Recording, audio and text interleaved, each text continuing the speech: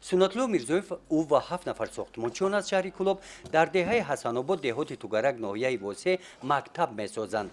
ҳамдеҳагон ҳамаашон соҳиби маълумот ва устои касбӣ ҳастанд. дар бахши сохтмон ҳар кадоме таҷрибаи зиёда аз 10-солаи корӣ доранд.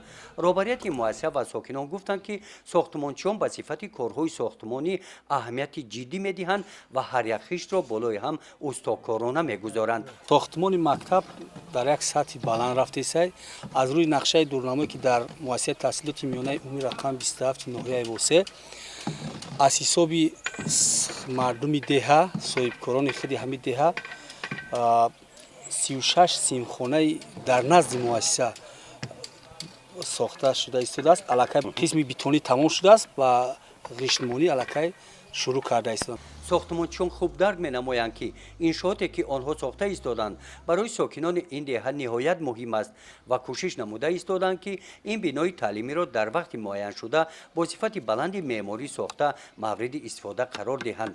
тибқи лоиҳа бинои таълимӣ аз 3 ошона ва 36 симхона иборат аст ва сохтмони он соли оянда бояд ба анҷом расад.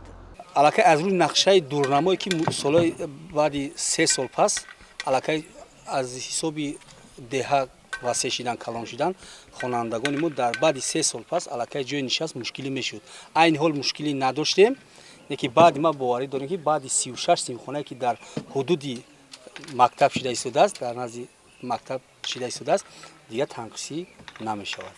дар деҳоти Тугарак ноҳияи Восе ба деҳаи Ҳасанобод монанд дигар муассисаҳои таълими ҳудуди ин деҳот ба соли нави таҳсил омода мешаванд.